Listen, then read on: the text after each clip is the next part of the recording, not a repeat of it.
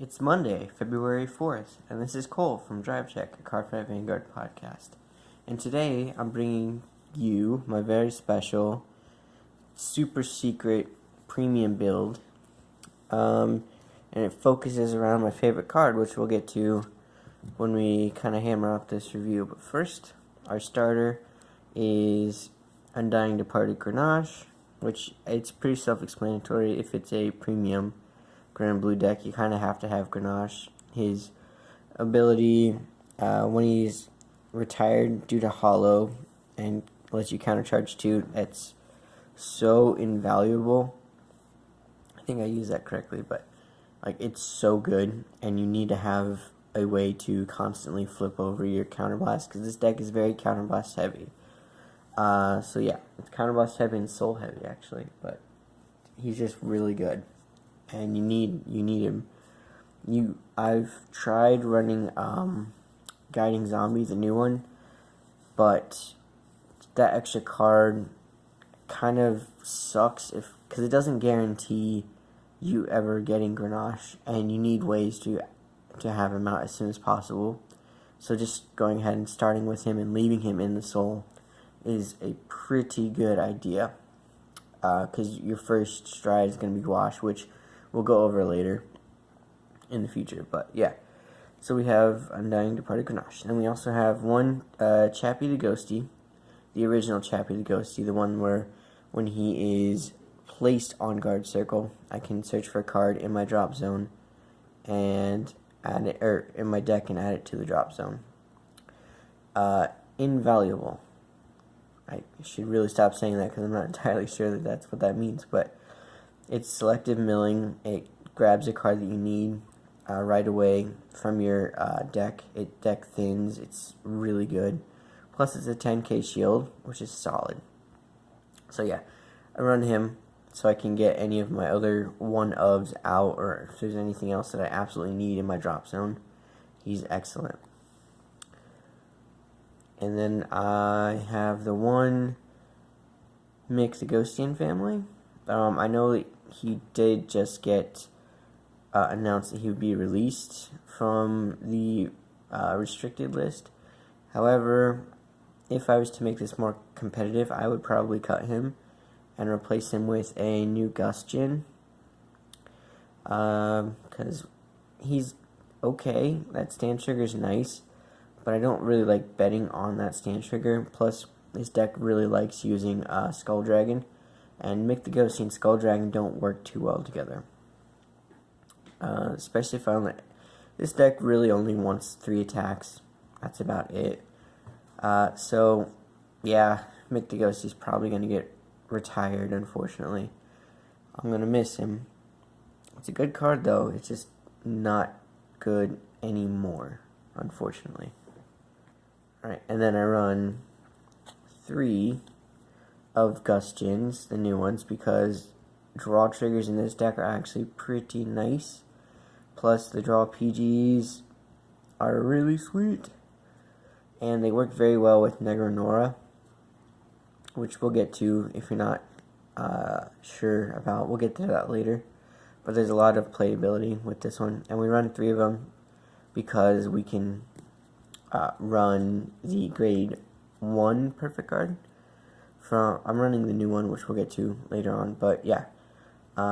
If I was to make this more competitive, I'd probably get rid of Mike the Ghosty, add another Gustin, and then replace that grade 1 with a Hanali, so that it helps against multi-attacks, because this deck does not do too well against multi-attacks. Also, 4 of Rough Seas Banshee here. This card is just so good, and you have to have it. It is mandatory. Basically, I just put it into my soul, and then if I have a Granblue Vanguard, which I'm going to have a Granblue Vanguard, then I get to draw a card. It's so good. There's no power. Whoops. Some of my makeshift tripod. There's no power increase, but drawing an extra card and filling the soul is super good. Lets me get through my Mike the Shipwrights, which we'll get to, and it also allows a first stride Gouache to be pretty strong. Alright, and then we're running 4 of the new crit triggers just because we need that extra power and the extra shield that the new crit triggers give you. Running 4 of those, so 4 crits, 3 heals, 1 stand, or 4 heals, 3 draws, and 1 stand. But probably change that lineup soon. And we got just the new heal triggers.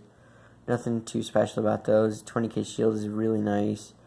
Also, it's a pretty solid target to bring back with Negronora, which we'll get to. Like I said, we'll get to that soon. Alright, so this guy right here is what the whole deck is built around. Mike the Shipwright.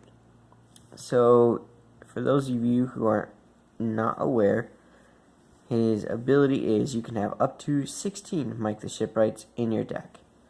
And then he also has on the Vanguard or Rearguard circle, choose one of your other Mike the Shipwrights on a Rearguard circle and put it into your soul. Increase this unit's power by this unit's power until end of turn. So basically, I put a copy of Mike the Shipwright into the soul, and then I double my power. So I can go from 5 to 10, and then 10 to 20, and 20 to 40, 40 to 80, 80 to 160. I can do that. And it's pretty nice. Pretty nice. 16 is a lot though. 16 would essentially be the same amount of grade 0s or triggers that you normally run in a deck. And to have that many grade 1s that don't do a lot other than just get power is kind of, well, it's not kind of, it is not good. It gunks up your hand too much. You don't get the useful cards that you need. I bumped it down to 12 to see how that worked. I saw Mike the Shipwright just a little too much for my liking, so then I bumped it down to 8 now. So I run half as many, and I think it's a pretty solid number. I get them when I want them. I have enough to make pretty big numbers consistently, and that's about it. So what does suck though is he's 5k power by himself, and he's got 5k shield. So this deck suffers with guard power, which makes it really difficult to guard against multi-attacking clans. So that's why I said I'd probably throw in a Honolly, because I don't multi-attack, but my opponents probably will.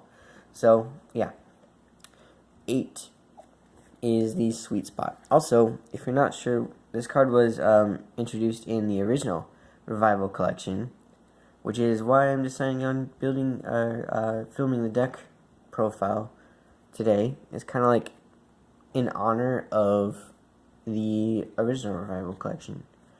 And then we have Retreat Francine, which, like I said, would probably be replaced with a Honolly if I were to make it more competitive, and if I take it to any events, that's probably what I'm going to do. But yeah, it's a grade 1 perfect guard, which I can, basically the only reason that I have it in here is, there's a combo I can do with Negronora, which, I'll talk about it when we actually get to her, because it's interesting, but I don't think it's that great. And then 2 Tommy the Ghosty Brothers, and they're just the Night Rose Stride fodder. I'm only running 2 because I run a lot of grade 3s, and I have a lot of ways to draw cards. So if worse comes to worse, I can use my Mike the Shipwrights in order to stride, and they just become fodder. Well, not necessarily fodder, but key cards to bring back with my stride. So it's not that big of a deal. Also, I don't run, spoiler alert, I don't run any Night Roses, so these are just in here to stride for free. So that's it. Okay, the cutlasses are kind of cheeky. So I'm running 3, but I'm running 1 of the new one, and then 2 of the old ones. And the reason that I'm doing that is because the new one says bind 1 other dancing cutlass. It doesn't specify which dancing cutlass, and guess what? They're both dancing cutlasses. So, if I really needed a countercharge in a pinch, I can use this one to bind one of these, and then I get to countercharge real quick. Also, these guys are really good. So it's Soul Blast 2. On place, so that's from my hand or from the drop zone. I can Soul Blast 2, and then I get to draw a card. So if my soul is just accumulating for no good reason, I have a way to turn some of that soul into a draw, which is pretty solid. And if these guys aren't going to do anything and they're just chilling in my drop zone, then I can use this one to bind them and then countercharge. So it's really solid. I like that combo a lot. I don't find that I need to use this guy too much, but you know, on the off chance that I have to, it's a pretty solid option. And I use these guys more often because I usually have a surplus of soul with Mike the Shipwrights. Because the whole reason that the deck revolves around Mike the Shipwright is because they go into the soul, and then I have cards that soul blast them. So they're just kind of like fueling it. And that's how the deck essentially works. So, yeah. 2 old cutlasses and 1 new cutlass. And then we're running 3 Dandy Gyro Marios, the new one. He's really good, especially if I ride him. He's super strong. And I get to basically, more often than not, I'm milling at least one of my Mike the Shipwrights. And then it has a way for me to help me get whatever card that I need if I milled it. Also, the ability to become a 12k boost is really valuable, and he's a 10k shield, which again, really valuable in this deck. So 3 is a pretty solid number. I started with 4 and I went down to 3 because I had to make room for all the Mike the Shipwrights, because my grade 1s, normally people run like, what, 14, I think, total? I've got 1, 2, 3, 4, 5, 6, 7, 8, 9, 10, 11, 12, 13, 14, 15, 16, 17. I got about 18. So, with Premium Granblue, you don't really need to have full play sets of stuff, because you just recycle what you use. So it's not that big of a deal. And then, I'm running 2 Skeleton Cannoneers. It's just such a good card. I can't believe it's a common. But, so if I'm on GB1, placed on the rear from drop zone, I counterblast 1, and then I can choose one of my opponent's rear guards and retire it. So that happens on place from drop zone. Now, if I was hollowed when I was played, then I get to draw a card. So it's draw power, and it removes those pesky cards in the back. Like, let's say, if this was a more a multi-attacking deck, and I needed to get rid of that Honolly, boom, I can snipe it with this. Or I can snipe any other problematic card. So, super good. King Serpent. I'm running 2 of them, and that's really just because I haven't found a better card to put in. I might toy with the 10k grade 2 vanilla. Not sure how I feel about it. I like, in the off chance that I don't have enough soul, I can call this, and then I get to countercharge and soul charge 1. The only problem with it is it's an 8k, and that's a pretty big deal, because it makes it more difficult for me to get more power in order to hit stronger Vanguards. Plus, I don't generally have a problem with soul blasting and soul charging and countercharging with this deck. So I'm not entirely sure if I want to replace them yet, but if I was going to, they would be replaced. Maybe I'll replace them with Columbine. I should try that. Or have I already tried it? Sorry, I'll cut that out, I think.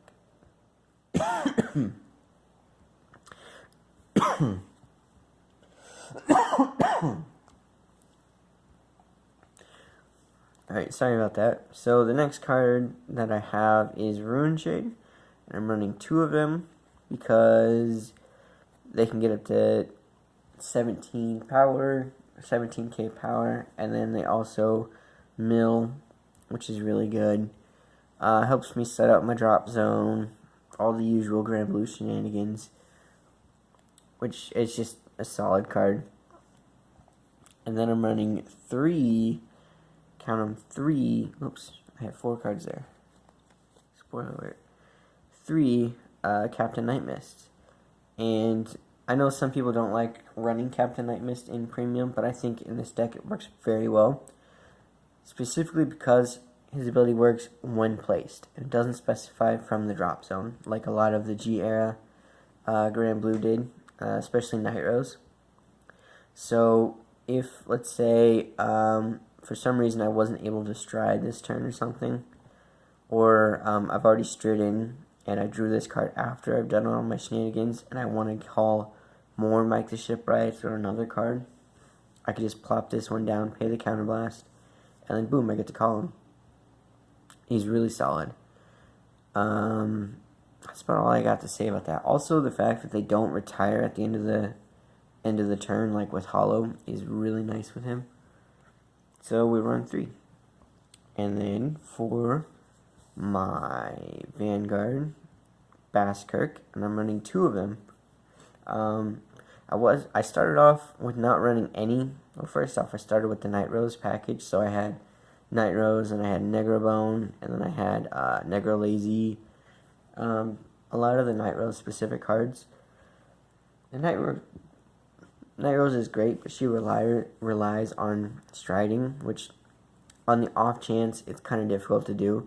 Plus, Basskirk gives me a protect gift, and he also can gain a power and crit by himself without having to do anything. Like if for some reason I wasn't able to pay the cost in order to call other units and whatnot, and I wasn't able to stride, he still is a 17 with a crit by himself. So that's really good. And I'm running 2, so I can run 2 of Negro Reach. And I started, with my previous iteration, before I got the Basskirks, I started with just 4 Negro Breach. And Negro Breach's ability is, his first one just gives him 10 power if I have 10, plus 10k power if I have 10 or more cards in my drop zone. And his second one, which is what we really want, is act from the drop zone, counterblast 2, call this card to the Vanguard circle. If your Vanguard is grade 2 or greater and was not placed this turn, you may ride this card instead. So essentially, if I milled, because I originally started with less grade 3s than normal, like I think maybe 6 grade 3s, and I couldn't stride enough, so I couldn't get to grade 3 fast enough, so I put this card in at 4, and it worked okay, but there were some situations where I needed Basskirk instead, so I bumped this one down and added in the Basskirks. This card's still really good, like if I mill, and for some reason, because G-assisting with this deck is essentially a death sentence, because those 2 cards that you had to get rid of definitely wouldn't matter. So this card, if I milled it early with Ruin Shade or with Dandy Gyro Mario or something, I have the ability to ride this one and get a protect gift, which is really, really nice. Plus 12k power is pretty solid too. And then finally we run 2 Dragon Undead Skull Dragon, because this card is just nuts. It's super strong. I don't care that I can't call it from hand. I want to discard it in order to pay for stride. And I also would really just rather wait. And even if I have to ride him, he still gets a ton of power. And for the most part, I can just stride on top of him. So it's not that big of a deal. I guess I am only running 6 grade 3s. I thought I was running more. But there's 6 grade 3s that, actually do stuff for the deck. So, whereas Night Rose is a good card, but she just didn't do what I wanted for this deck. Alright, let's move these aside. And then we'll move to the strides, or the G units, I guess. So, we run 4 gouaches. I got one more, and then I can make it a max rarity playset. But gouache is good. Gouache is actually the main card for this deck, which is why all the main deck sleeves are in his art. But gouache is, let me get the non-SP so it's easier to read. Basically, on place, I counterblast 1, soul blast 1, flip a copy of him face up, and on place, I can choose up to 5 cards from my soul blast them, or put them into the drop zone, and the same number of cards from my drop zone, I get to call them to the rearguard circle, and then they get 1,000 power for each face-up card in my G-zone until end of turn. So he's really, really good. He's my first stride, which is why we leave Grenache in the soul, because it builds up the soul. And it makes it so I can just soul blast 1 and then call up to 5 is the dream on the first turn. It lets me call a bunch of Mike the Shipwright or Rough Seas Banshee if I needed to recycle and draw a bunch. Sorry about that. My phone ran out of space, so we'll try to speed this up. Basically, I can soul blast the Rough Seas Banshees that were put into my soul to draw a card, and I can call them again to draw even more cards. So this deck loves to draw, and this is my main way of doing it. And after I've straightened him first, then I go into Roseate, which is just super good. Basically, counterblast 1, I get to call, or flip a copy of her face up. I get to call however many units equal to the number of face-up G units that I have, plus 1.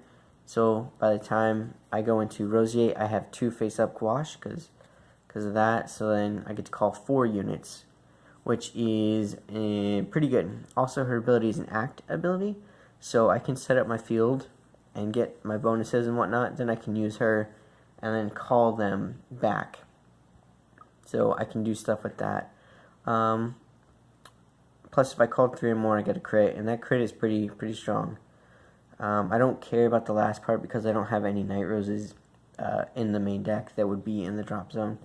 So that's kind of a moot point, but there's that. And then I'm running 2 of these. Not that they're good at all, I just really like the art, and I have SP, so I might as well run it. Plus, on the off chance that its ability actually works, it's GB2, counterblast 2, flip a one with the same name. This is a during the battle call. So if if I attacked with King Serpent first and I was on this, then I can call another King Serpent because King Serpent retires after its combat, after its battle. So I could call it back with this, and I could call another card as well. So yeah, that's essentially it. And I really like it. I like the art a lot. I'm happy that I have them. Then we have our GB8, which is one of the best GB8s out there in my humble opinion. For those of you who don't know, when you're on GB8 and you call it, or you place it, ride it, whatever it's tried, I can choose up to 5 cards from my drop zone, call them to separate rearguard circles. They get plus 10,000 power until end of turn. And then I retire the units called with this effect. I essentially give them hollow, which I forgot to mention, that's what Roseate does as well. She gives the units that you called hollow. So at the end of the turn, they got to be retired anyway. But if you're playing Granblue correctly, most of the cards that you call will retire before the end of the turn anyway. Alright, so we go with our G-Guards. Negro mode, for the off chance that I have run out of applicable guard in my hand and I have the soul to spare, she gets 5,000 shield for each 5 cards in my drop zone up to 15. So basically I can get an extra 15 shield. It's okay. I might replace this one with what's his face? Deep Corpse Dragon. Just because if I need to get that early mill out, that's fine. But she's generally a flip target for Negro Nora, which we're almost to. Negro Lily. she's not so great anymore. I used to be able to do, basically you could do tricks with her, like combat tricks with Nitros. You can retire a unit and then call this card, Lily would retire a unit, Nitros would call it back with her GB2 ability, and then you can get, like if it was Mike the Ghosty and family, or Mick the Ghosty and family, you can call it back and then give your Vanguard plus 10k power. Or you could do it with Negro Lazy, and then you can call other stuff. It was a pretty neat trick. You can call out Cannoneer, and you can retire the attacking unit. Stuff like that. Doesn't do as much with this deck. Maybe for some reason I needed to get a card into my drop zone. I could retire it with this.